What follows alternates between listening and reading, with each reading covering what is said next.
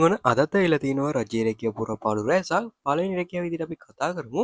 දේපළ සංවර්ධන සමාගම ලංකා බැංකුව මුදල් අමාත්‍යාංශයේ රැකියාව පුරපාඩු ඇවිල්ලා තිනවා. ක්ලෝසින් ડેට් එක දාලා තියෙන්නේ 2026 8යි 2 කියලා. ඉතින් channel එකට අලුත් කෙනෙක් නම් subscribe කරන්න කියලා මම හැමෝගෙම ඉල්ලනවා.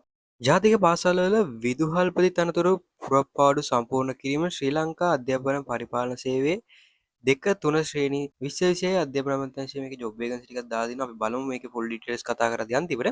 ඉතින් මේවට අදාළ සියලුම ලින්ක් මම description එකේ comment එකේ දාලා තියෙනවා. ඉතින් වීඩියෝ එකේ අන්තිමට මම කියලා දෙනවා කොහොමද මේ ලින්ක් කරා වගේ full details ගන්න නිසා application download කරන්න කියලා. සම්පත් බැංකුවේ රැකියාව පුරපාඩුව ඇවිල්ලා තියෙනවා internship කියන යටතේ. ඉතින් ඔයාලට බලමු අපි මේකේ කොහොමද එකක් තියෙන්නේ කියලා. මේකේ online application එකක් තමයි තියෙන්නේ. ඉතින් මේකේ link එක මම description එකේ comment එකේ දාලා තියෙනවා. අපි බලමු කොහොමද මේකට apply කරන්න කියලා. ජාතික ජල සම්පදන හා ජල ප්‍රවාහ මණ්ඩලයේ නිවාස ඉදිකිරීම සහ ජල සම්පාදන අමාත්‍යාංශයේ රැකියාව පුරපාඩු වෙලා තියෙනවා. ක්ලෝසින් ඩේට් එක ඉතින් මෙයාලා දාලා තියෙන්නේ 2026 8යි 2 කියලා. ඉතින් WhatsApp channel එකක් තියෙනවා මතක ඇතුව ඒකටත් join වෙන්න. ඒකටත් මම රජී සහ private රැකියා ඉදිරියට දානවා. ඉතින් channel එකට followers ලා කීප දෙනෙක් තව එකතු වුණා ගමන් මම ඉදිරියටත් මේ එන job vacancy ඔයාලට application දාන විදිහ ඒකට දානවා. ශ්‍රී ලංකා වරාය අධිකාරිය වරාය සහ සිවිල් ගුවන් සේවා අමාත්‍යාංශයේ රැකියාව පුරපාඩු ඇවිල්ලා තියෙනවා 9ක්. ඉතින් මේකේ full details මම description එකේ comment එකේ දාලා තියෙනවා. වීඩියෝ එකේ අන්තිමට කතා කරමු කොහොමද මේකේ details ගන්න කියලා. සෙලන් බැංකුවේ රැකියාව පුරපාඩු ඇවිල්ලා තියෙනවා. ඉතින් මේකේ GCA level වෙනකම් බලනවා කියලා කියනවා.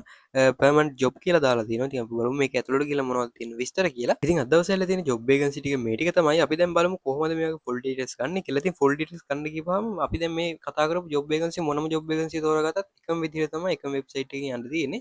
ඒකින්ද කිසිම ගැටලුවක් කරගන්න එපා. ඒ හින්දා මම එක ජොබ් vacancy එකක් තෝරා. ඉතින් අපි මෙන්න මේ වගේ ඉන්ටර්ෆේස් එකකට තමයි එන්නේ. ඉතින් ඔයාලට කැමති ජොබ් vacancy එකක් තෝරගන්න පුළුවන්. මම description එකේ comment එකේ pin කරලා දාලා තියෙනවා. නමත් එක්කම ජොබ් vacancy එකේ link එක touch කරගත්තාම මෙන්න මෙතන තමයි අපි එන්නේ. ඊට පස්සේ මෙතනින් පල්ලට ඔයා යන්න ඕනේ. පල්ලට යනකොට ඔයාලා මෙතනින් පේනවලු සියලුම details මේකේ තියෙනවා. මේක closing date එක දාලා තියෙනවා. මෙතන ඒක බලා ගන්න පුළුවන්. full details කියන තැන ඔයාලට පේන තියෙන ඉංග්‍රීසි වලින් සිංහල වලින් තමිල් වලින් භාෂා තුනෙන්ම ඔයාලට මේ full details එක කියව ගන්න පුළුවන්. ඉතින් මේ ඉස්සෙල්ලාම අපි මෙතන click කිය බටන් එක touch කරමු මේ සිංහල කියන තැන. එතන ටච් කරාට පස්සේ දැන් මේ වගේ ඇඩ් එනවා. ඇඩ් එනකොට දකුණු පැත්තේ ක්ලෝස් කියලා බටන් එකක් වට පේන ඉතින් අන්න එක ටච් කරලා මේ ඇඩ් එක අයින් කරන්න ටච් කරන්න යන්න එපා. ඊට පස්සේ මෙතනින් පල්ලට වඩ පේනවා ශ්‍රී ලංකා වරාය අධිකාරිය කියන එකෙන් මම තමයි ලින්ක් එක ගත්තේ. මේකේ තනතුරු පුරපාඩු සුදුසුකම් තනතුරු සේවා ගණන මේ වගේ ගොඩක් දේවල් වැටු ප්‍රමාණය වයස් සීමාව පිළිවෙලට ලස්සනට මේකේ හදලා තියෙනවා. හරිද? ඉතින් මේකේ ලිපිණියත් මෙන්න මෙතන මේ විදිහට දාලා තියෙනවා. ඒකත් මතක තියාගන්නවා. ඊට පස්සේ වට වෙනත් කියලා සෑම ආයුධම් කරුවකු කියලා විස්තර ගොඩක් තියෙනවා. මේක ඩවුන්ලෝඩ් කරගන්න ඕන. මෙන්න මේ විදිහට ටච් කරන් ඉඳලා ඔයාලා මේ යට තියෙනවා ඩවුන්ලෝඩ් ඉමේජ් කියලා. මෙන්න මේක දුන්න ගමන් ඔයාගේ ගැලරියට මේක ඩවුන්ලෝඩ් කරගන්න පුළුවන්.